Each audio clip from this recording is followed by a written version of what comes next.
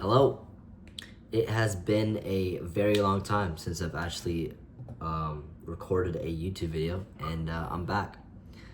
This month, I want to be very consistent, give you guys at least 10, 12, maybe 15 videos of just trade recaps. Um, Obviously, still traded the fundeds, have a live account as well. I trade with my funded futures, and mainly this is for people that want to learn how to trade.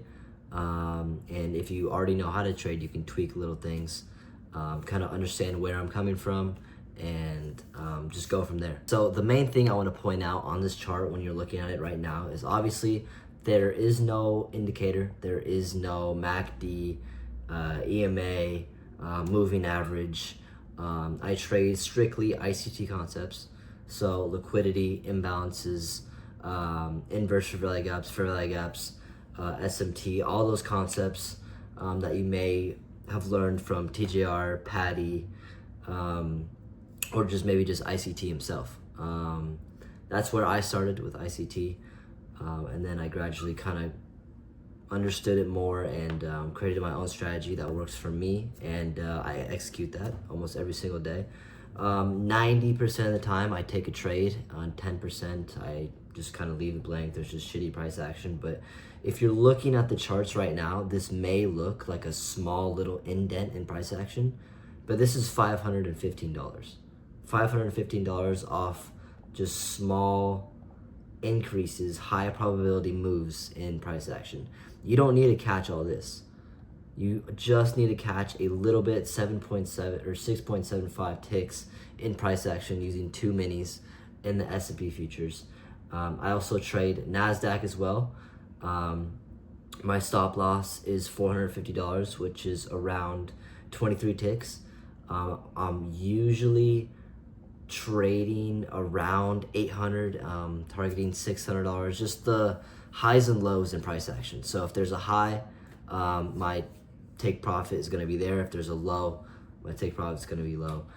For example, if I went low right here, which I'll talk about later, and I would just, or if I went short, excuse me, what the fuck? If I went short right here, I would just target this low right here in price action. That is the basis of my strategy. A plus setups come from high time frame liquidity sweeps and inverse fair value gaps.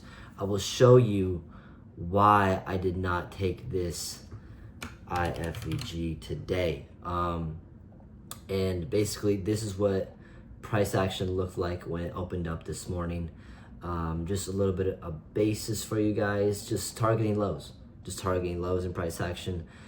I knew it wasn't gonna get down here, but fuck it, just pointed out it's 400 ticks away. We're actually up almost 3% on NQ today, which is fucking crazy. We're finally getting a retracement back. I do think we are still going lower, but that only time will tell. So yeah, basically mark out highs and lows. We got lows right here, and then we got highs right here. We have a 4-hour gap as well. Yeah, just all these time frames is what I kind of mark them on: the weekly, daily, 4-hour, 1 hour, 30, 15, 5. I don't really use the 2 and 3, just kind of have them there, I guess. And I always execute on the 1 minute time frame. So let's just get rid of this replay mode. The reason why I did not take this inverse fair value gap, which is what a lot of people took, see all over Instagram, but most people just took this. Like I said before, most people saw this sweep of liquidity, which is pretty high time frame. I think it's, yeah, this is a 15-minute sweep right here from this high, and price just kind of manipulates right here, that little tick right here, and then yeah, we just drop down, close, and then it was looking like it was gonna drop lower. But the reason why I didn't take this is because it's just too early in the session. Like, this is like the 3rd minute, yeah, 9:33. It's just too early in the session. So I was like, all right, fuck that. I'm not gonna trade that because there's a lot of volatility coming in. This is New York AM session, so I was like, nah, fuck that. And basically we just chopped around a bit. NQ was not looking good, even though we got this really good move up here. The reason why I didn't take that is because there was just a 30-minute gap that I was a little bit worried about. Yeah, this gap right here on the 30 minutes. So let's just kind of show this to you guys. This is what my fair value gaps look like. So yeah, this is the gap right here. So I thought we were gonna close, totally fill the 30 minute, and then come back down. It's kind of a risky trade to target these highs, even though they did. They looked pretty valid, but just because this big gap right here, I just didn't think that we were gonna run through it. Simply just targeted a high on ES, which I'll show you guys in a second. But yeah, it looked like for the most part it was respecting this gap.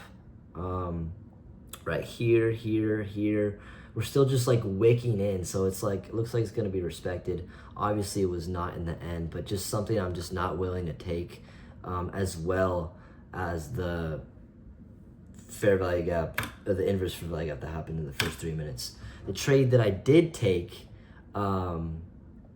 was 10 minutes into market open, which is something that I usually trade.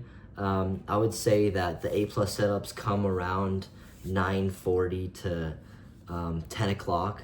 I used to say that it went to 10:10, but I'm finding that good setups are coming earlier now. That's just what I've noticed. Yeah, so the reason why I took this, we're just chopping around a lot, and there's no real fair value gap. There's no inverse fair value gap that gets tapped into. It's based off of just movement. So just a little bit of a basis for you guys. It looks almost the same as NQ, but as you can see here, we have these highs. This is the high that I targeted. I'll label that banger. Fucking, I don't know. Or just TP. How about TP? Take profit. That's what I took profit at. So watch out for this TP level. I know I mark up charts a little bit different, but this is what just works for me. Yeah, we have these fair value gaps up here, 4 hours and 4 hours. We are taking out everything. I want to see if this level gets taken out, but I don't trade afternoon, so it doesn't really matter. But yeah, just looked at the reactions and price action, and this gap filled up. This gap was formed, and once it closed, I took the trade, and I put it a little bit higher than this high right here, because price loves to kind of just violently push through it, and you can get a few more ticks off that, which is why I don't really do this. And yeah, always give yourself some room. I think it was 6.7, something like that. I don't know. We'll just say it's 7. $515 if you guys want to calculate that. I'll pop up a screenshot right now. I was kind of cringy, I don't know why. But yeah, put your stop loss or your take profit a little bit higher than your points. Kind of just violently pushes through. You can get a little bit more money with that. Be ready to close your trade if it's not looking like that. If it like kind of taps in and then we start to trickle down. It is kind of a risky thing to do, but that's just what I've found. It works 95% of the time, I would say. Yeah, we moved down, filled this kind of fair value gap, and then pushed up to the levels that I wanted to see. We're respecting this 4 hour right now, and it looks like, oh, what the fuck? Oh, we are not. Oh yeah, I forgot about this. Major push. Holy shit, Trump probably just said some shit, I don't know. But yeah, might take out these highs. All I focus on is AM session. Do not get distracted by big moves like this. You'll get cut up in this price action right here. It distributes, and then it literally just accumulates. Everyone that thought we were reaching these highs are getting fucked right now, because they lose a trade, and then they lose a trade, and then they double the trade, and their accounts blow. So just don't be doing that. Just stick to your trade, 1 trade a day, and yeah, you'll become profitable. I'll start posting some payouts as well. I have a few coming as well. So yeah, like and subscribe for more. Peace.